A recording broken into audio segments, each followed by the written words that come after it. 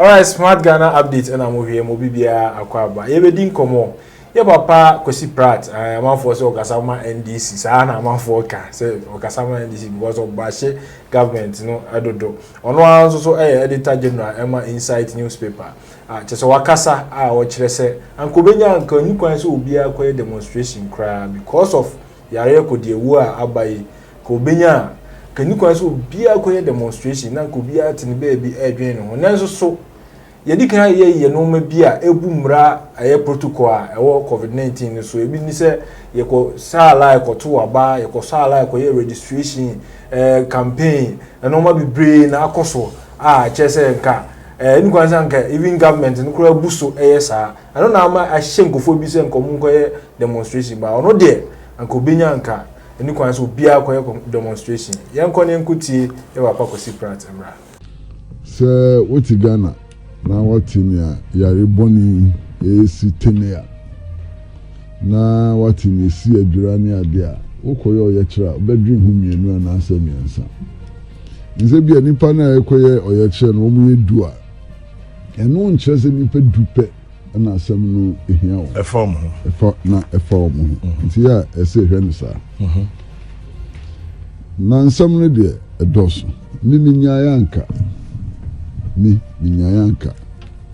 kemre wo mi keniso bia kobo dompi minyayanka ohun amche sanse ehun sonson aso no doso covid yare abai ese bi emu bia o David covid no ye rough emu anwa ni atiti no achimota school ayakumetu delta de abai ese no kwa de ehu change bia school for 48 and the account na covid iso ekwanya betimi akwatia ene se bedi share yan so be hore yan sa be use sanitizer be share face masks ni modomping enti sene ya menua na na kunua kan no aba wo mpa se ke benyanka eni se ka e bodomping nanso wokan saso na nsisi abem edinti na nsisi abem opani ye na board dumping control the registration exercise yeah ye board dumping control aba and then ye bi kura ye hu okrom ha no a chain rally a chain demonstration in terms of the numbers exactly this is more dumping the end no bi anjai no bi na ukodu empempenso ebi no mo yo niesi birum de momo nyadua na se ne esisi ya bam onem che no nti no ya de a hadrin kakra ese ka ho se. All right, yeah, papa Kwesi Pratt na kasa na wakasa boko to da bia odumi se o hit hard ba we de odumi se okonuku meni na na Jessica fa be ma fenten from we din komo kakra afansam a organ na na odwo se for the first time in so many times meni yeah papa Kwesi Pratt on this issue. For the first time because and I want for so Okasama in this way. No. Menya bipini me Ghana ni Ghana nkan kono Ghana mpuntu hia me. Wenzem bibira waka nyina wangasa watena so akasa. Me say we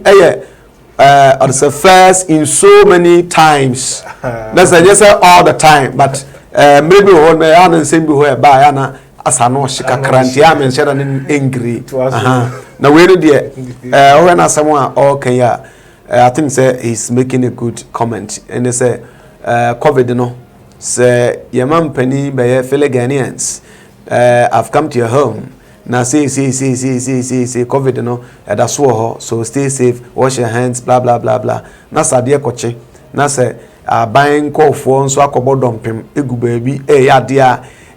related to COVID protocols and opposite to COVID protocols. It makes people think that I mean people are confused on that because all catchers say we should stay safe and practicing all the COVID protocols. No, na say don't forget say was one of the subject among for easy pa say ohinipa na pape so ho a maybe ko ka so man pa nem class not will be do bla o kasa no wan ka ho which now I think that they are right, even though say some of us were also of opinion saying yeah you know organize do say on the man penny there so nti the young kwasi prate kan nemo baby o kan no baby ko kan o say ya twen adwen ko no say o say ya me bia anya na say sisi abam e ho kaka no nchemu kakra mpese me chire na ma okofa president no mo nti akankasa de so obi fumukumu a obi mfumu nwa covid no e ba e meka nche o say asome si ye mfunso okoye nti me mfa nche no anam de ache no ena obanso onka say we ye NDC ni we ye MPP ni de obeka nto de wabo ominim o twoma ohwinmu aprinso ma de ben new variant ya be kwa so no that symptoms no it's not likely to be hu sa ne ma kanene yete no so no aye no slow but sure nti no maye nka say obi aye nti no ya ma obi anya ye sisi no unless yen sansun take care be say at the time na mukoye say do ye ni panako board ompem no na covid level no and say covid no na number ni gina say and as I so ye ka say so ejina say ko ye nenu say at the time ye koye say do ye no do say ya re no ko de na ewo ho ba na new variant ya ese wan delta den na emai and we say so yes what change ne operations like kwan of us catching nipa no wasesa nti say obi akoye yesterday na senye dia let's all condemn say enye na you moving from the wrong and made the right thing ebema because once I say doctor for which we are aware say the only thing etumima covid no yetumi sia no kwan say betete entem ne practices social distancing and protocols such as wearing the face masks and then washing your hands and all that. Nti mon ka say obiaye ya ma obi anye sisi every period na ewo no ne enhwe ho ade wo se ye enhwe period na ewo ne enhwe ye ho ade en famfiri time yare ishase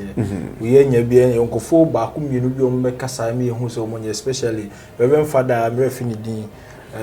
oba be kasa e oje din kakra oba be kasa me hu se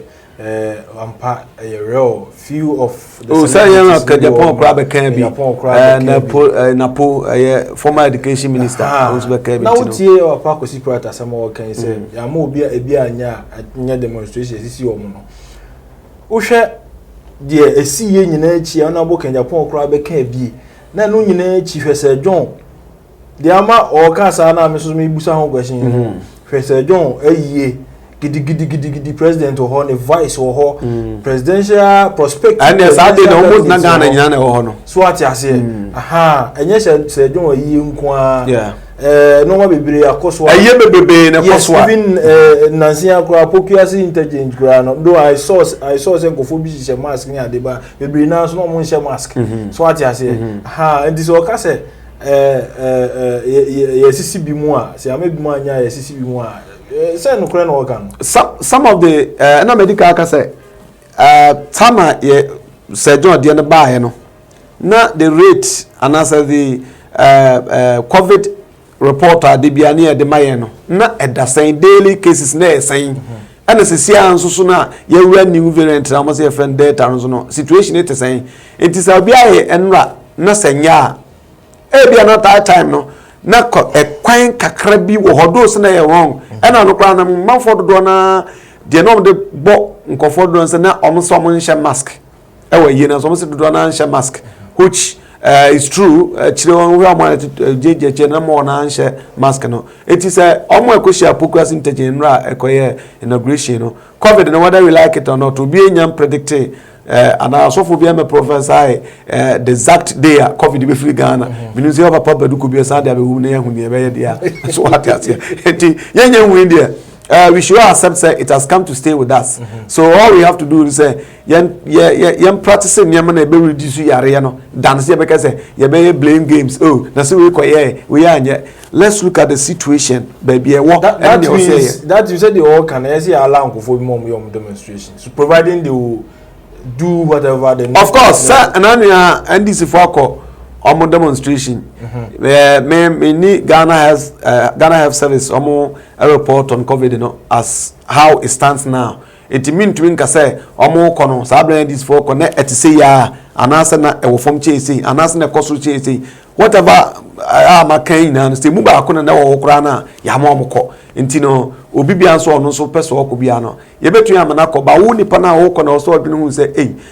sabe ade ye obi fie ye no ese obi fie kwasi akọ na so wankonya ekubi se me no pa okoko sechima ni tiri tutu ye no ebo abo akọ bi aka esie no amache de nyom na sa asem no intino media meme hu se menka se obi akọ etu so koye because so obi ani fie ofrim mpani se so akokokra na so obliko so de edo so mi na ye ntakraboa no intimenwe obi asa ho so ensa wa asa ede ba besie no minim se dia ma okasa asem we face the country for na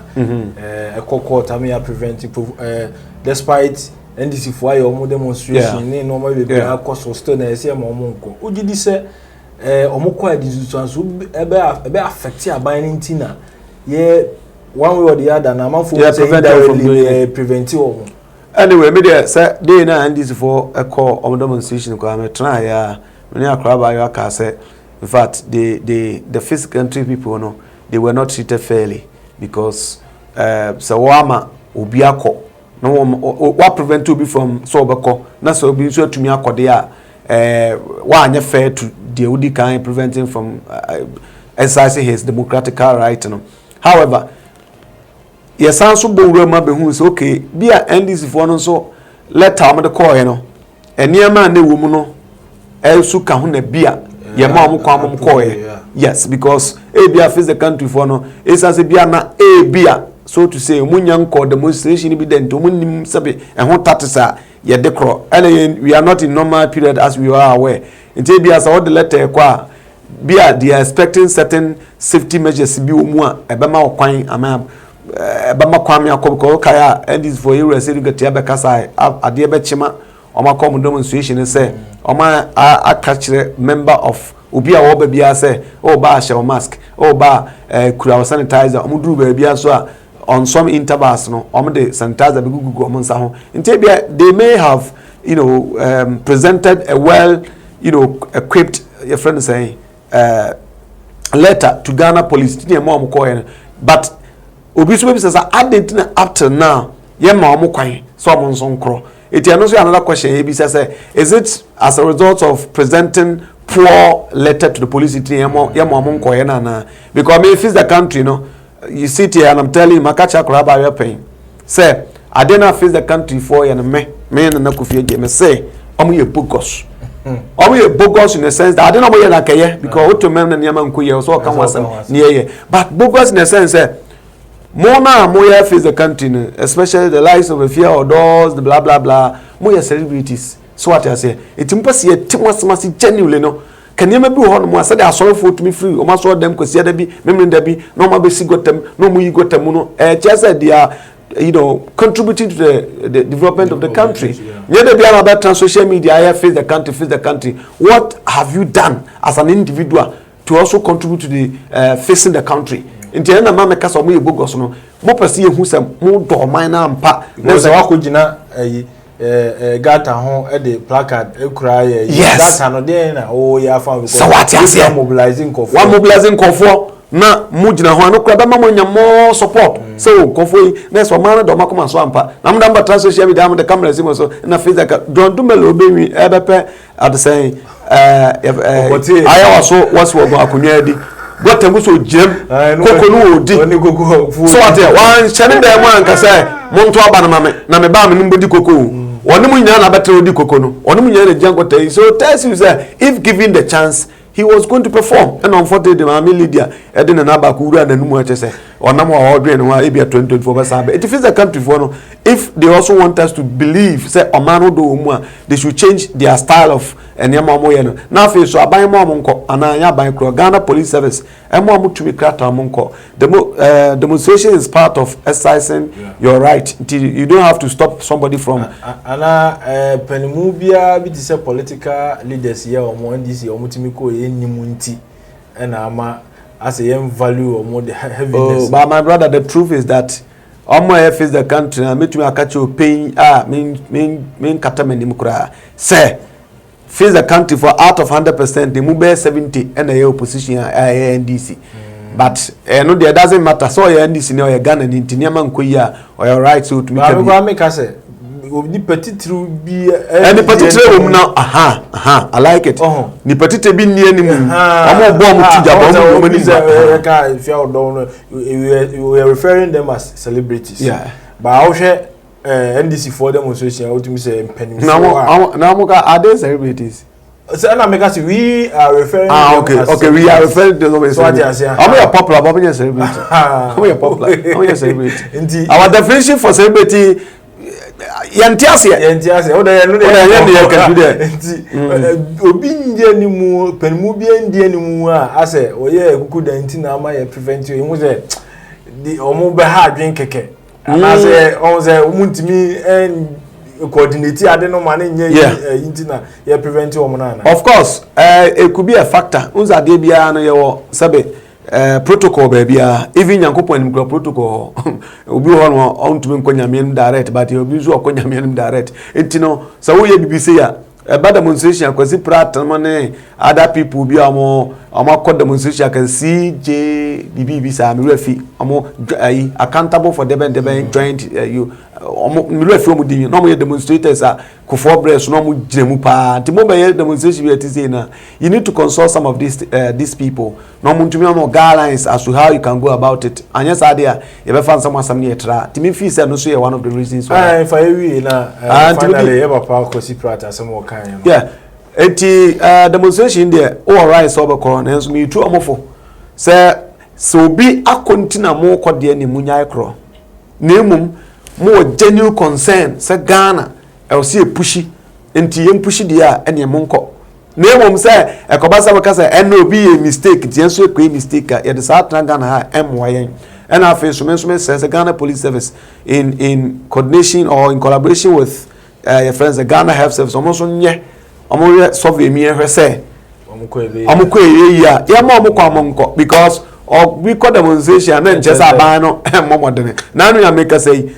sec ho got a kesi and there were so many years since independence who be that see the yes ma ye timu amafo obo maba so these are the things we want to see until is obi call the demonstration of course we are Ghana gradually though we haven't gotten there yet but we are progressing to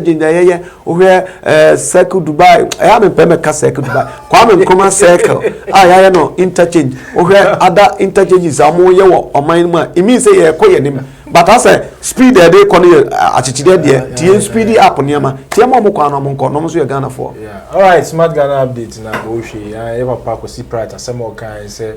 sisi say e be ma e bi ma demonstration